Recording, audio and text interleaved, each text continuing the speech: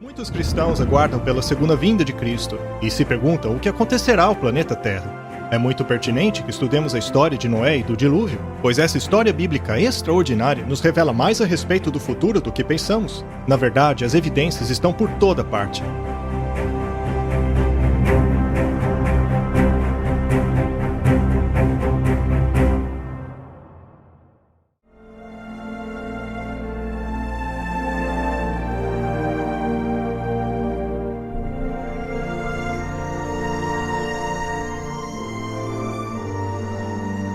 Nos dias de Noé, havia sinais de decadência, mas a terra ainda era rica e formosa graças à providência divina. As colinas eram coroadas de majestosas árvores e sustentavam ramos carregados de frutas. As planícies vastas, semelhantes a jardins, exalavam a fragrância de milhares de flores. Os frutos da terra eram de grande variedade, quase sem limites. As árvores sobrepujavam em tamanho, beleza e proporção a qualquer uma que hoje exista. Sua madeira era fina e nobre, muito parecida com a pedra e quase tão durável como esta. O ouro, a prata e pedras preciosas existiam em abundância. A raça humana ainda conservava muito de seu vigor inicial. Apenas poucas gerações se passaram desde que Adão tivera acesso à árvore da vida. A existência do homem ainda se media por séculos.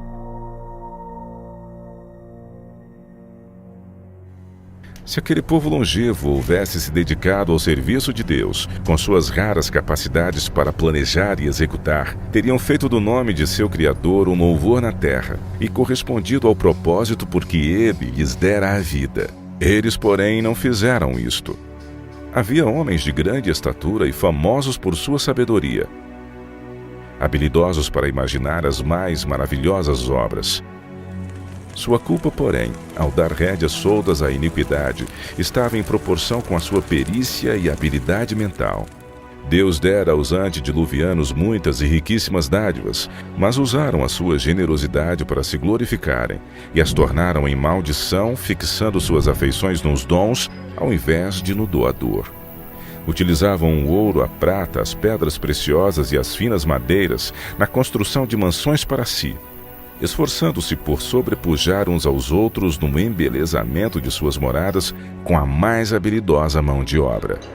Procuravam apenas satisfazer os desejos de seu orgulhoso coração e se deleitavam em cenas de prazer e impiedade. Sem vontade de conhecer a Deus, logo negaram a sua existência. Adoravam a natureza ao invés do Deus da natureza. Exaltavam a inteligência humana, adoravam as obras de suas próprias mãos e ensinaram seus filhos a adorar imagens de escultura. Construíram altares para seus ídolos à sombra das majestosas árvores. Bosques extensos que conservavam a folhagem durante todo o ano eram dedicados ao culto de falsos deuses.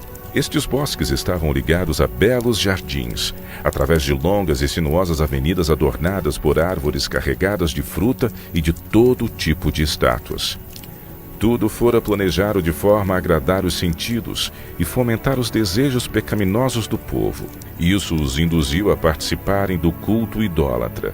Os adoradores de falsos deuses dotaram suas divindades com atributos e paixões humanas, e assim sua norma de caráter se degradou à semelhança da humanidade pecadora.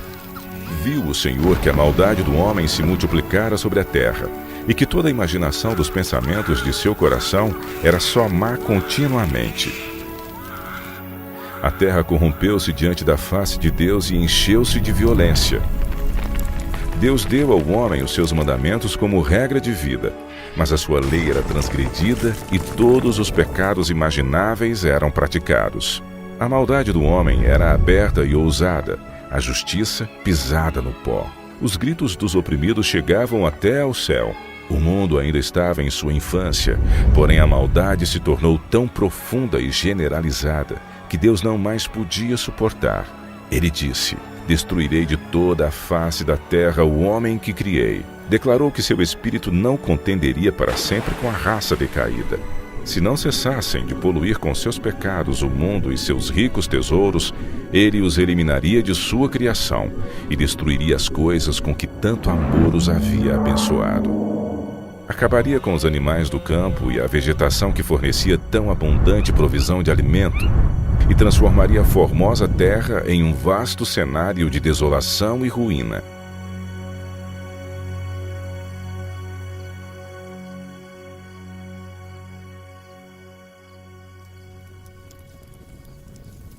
"120 anos antes do dilúvio, o Senhor declarou seu propósito a Noé por meio de um santo anjo e ordenou-lhe construir uma arca. Enquanto construía a arca, ele deveria pregar que Deus traria um dilúvio de água sobre a terra para destruir os ímpios. Os que crescem na mensagem e se preparassem para aquele acontecimento pelo arrependimento e reforma de vida, encontrariam perdão e seriam salvos.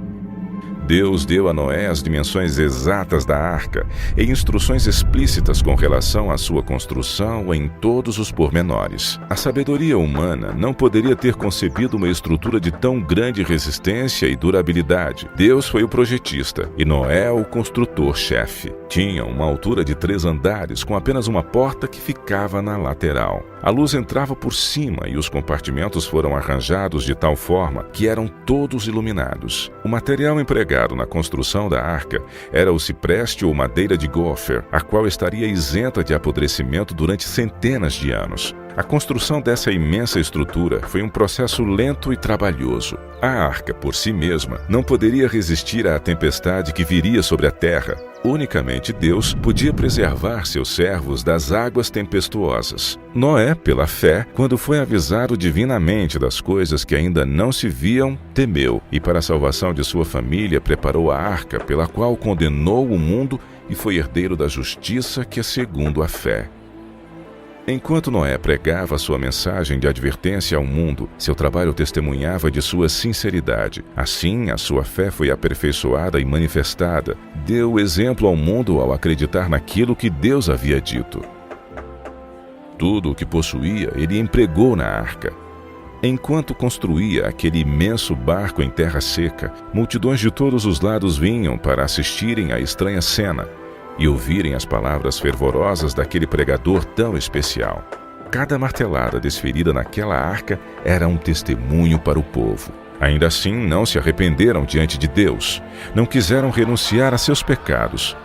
Durante o tempo que se passou antes da chegada do dilúvio, a fé deles foi provada e não suportaram a prova. Vencidos pela incredulidade da maioria, voltaram-se aos seus companheiros anteriores, rejeitando a solene mensagem. Alguns ficaram profundamente convencidos e teriam atendido às palavras de aviso, mas tantos eram os que zombavam e ridicularizavam que acabaram participando do mesmo espírito. Nem todos os homens daquela geração eram idólatras no sentido mais amplo do termo. Muitos professavam adorar a Deus. Diziam que seus ídolos eram representações da divindade e que por meio deles o povo poderia obter uma concepção mais clara do ser divino. Esforçando-se para representarem a Deus por meio de objetos materiais, cegaram a mente ao poder e majestade do Criador. Deixaram de ver a santidade de seu caráter ou da natureza sagrada e imutável dos seus mandamentos. À medida que o pecado se generalizava, este parecia cada vez menos grave. E finalmente declararam que a lei divina não estava mais em vigor, que era contrário ao caráter de Deus castigar a transgressão, e acabaram negando que os seus juízos cairiam sobre a terra.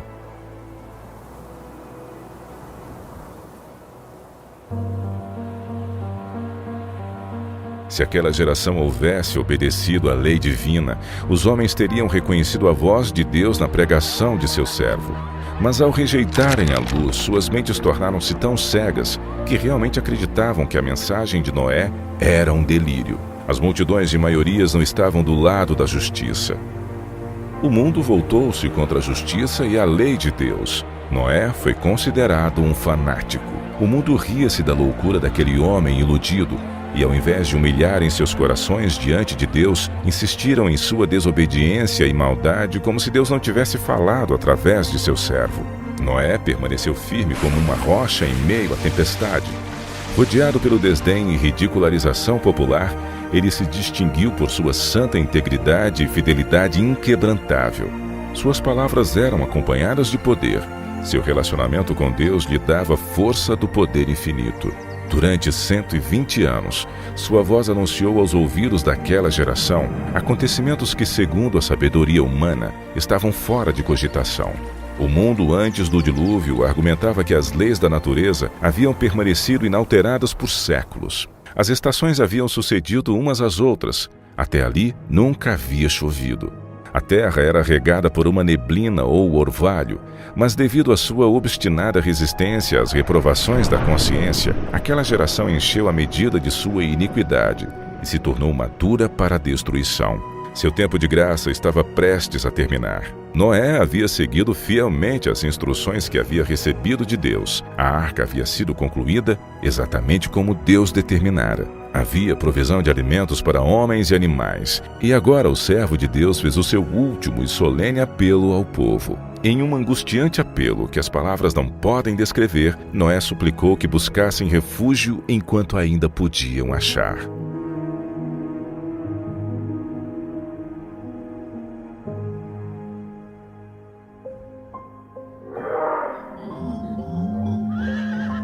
Animais de todos os tipos, desde os mais ferozes até os mais mansos, foram vistos vindo das montanhas e florestas, encaminhando-se silenciosamente para a arca. Ouviu-se então um ruído como um forte vento, e eis que surgiram aves de todos os lados e em tal quantidade, que chegaram a escurecer os céus e em perfeita ordem entraram na arca. Ao contrário daqueles animais, os homens não obedeceram a Deus. Guiados por anjos de 2 em 2, entraram na arca macho e fêmea, assim como Deus ordenara. Os animais limpos de 7 em 7, o mundo contemplava maravilhado.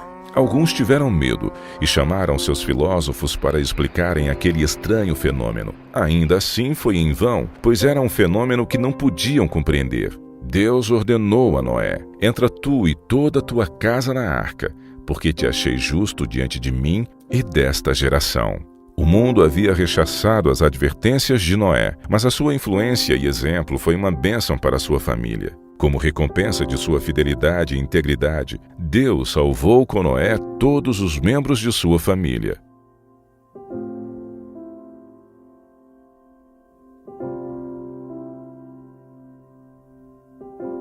O clamor da misericórdia havia acabado para aquela raça culpada. Os animais do campo e as aves do céu haviam entrado em seu refúgio. Noé e sua família estavam dentro da arca. Depois o Senhor fechou a porta. Viu-se um lampejo de luz deslumbrante e uma nuvem de glória mais vívida que o relâmpago que desceu do céu e pairou diante da porta da arca. A porta maciça, que não poderia ser fechada pelos que estavam dentro, foi lentamente fechada por mãos invisíveis. Noé ficou do lado de dentro, enquanto aqueles que rejeitaram a misericórdia de Deus do lado de fora. O selo de Deus havia sido posto na porta. Deus a havia fechado e somente Deus poderia abri-la. Após 7 dias que Noé e sua família entraram na arca, não houve sinais da iminente tempestade. Mas, ao 8º dia, nuvens negras cobriram o céu. Ouviu-se o estampido do trovão e o lampejo do relâmpago. Logo passaram a cair grandes gotas de chuva. O mundo nunca havia testemunhado nada parecido, e o medo tomou conta do coração dos homens. Todos perguntavam em seus corações: teria Noé razão? Estará o mundo condenado à destruição? O céu se escurecia cada vez mais. A chuva tornava-se ainda mais intensa. Os animais corriam aterrorizados, seus gritos discordantes pareciam lamentar seu próprio destino e o da humanidade. Se romperam então as fontes do grande abismo, e as janelas do céu se abriram.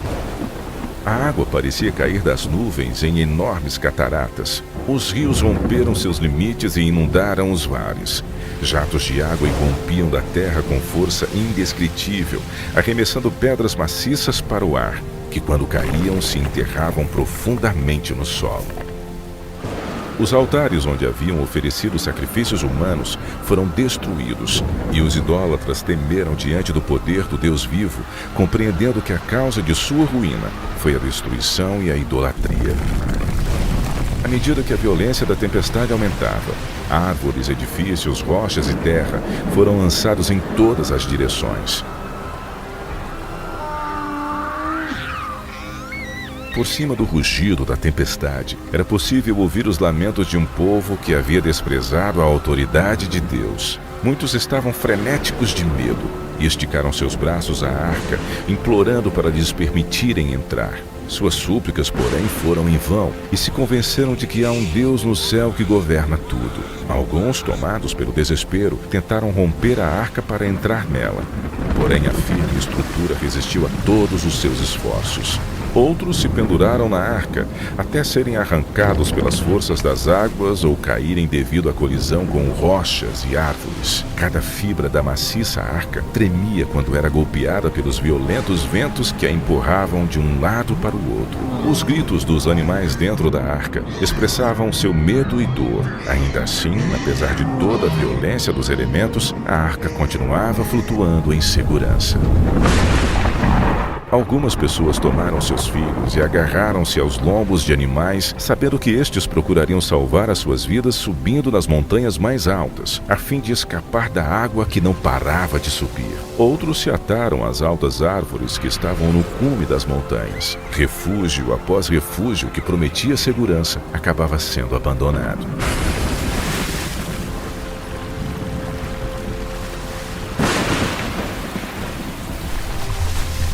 À medida que as águas subiam mais e mais, as pessoas fugiam para as elevadas montanhas em busca de refúgio.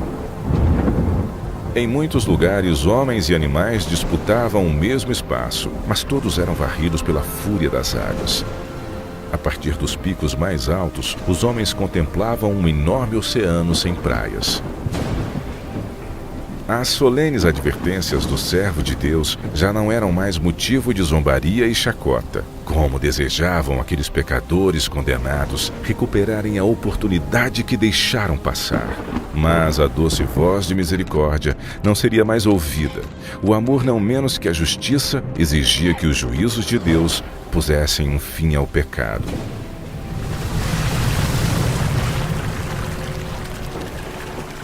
As águas vingadoras varreram o último refúgio. Aqueles que desprezaram a Deus morreram naquelas águas escuras. Pela palavra de Deus, aquele mundo pereceu coberto com as águas do dilúvio. Mas os céus e a terra, que agora existem, estão reservados pela mesma palavra para o fogo até o dia do juízo e da perdição dos homens ímpios. Outra tempestade está por vir, e pecado e pecadores serão destruídos. O fim dos tempos dos dias de Noé se repetirá, e as rochas e fósseis da terra são testemunhas disso. Assim como foi na história de Gênesis, o registro da própria terra serve como uma profecia que nos adverte que outro juízo está chegando. Mas quando? No tempo do fim, o homem recebe 3 avisos logo antes da segunda vinda de Cristo. Tais advertências são dadas por 3 anjos e são conhecidas como as 3 mensagens angélicas. Quando a mensagem de juízo foi dada nos dias de Noé, se deu o primeiro juízo da terra. E agora, no tempo do fim, a mensagem do primeiro anjo ecoa a advertência de Noé dizendo: chegou a hora do seu juízo.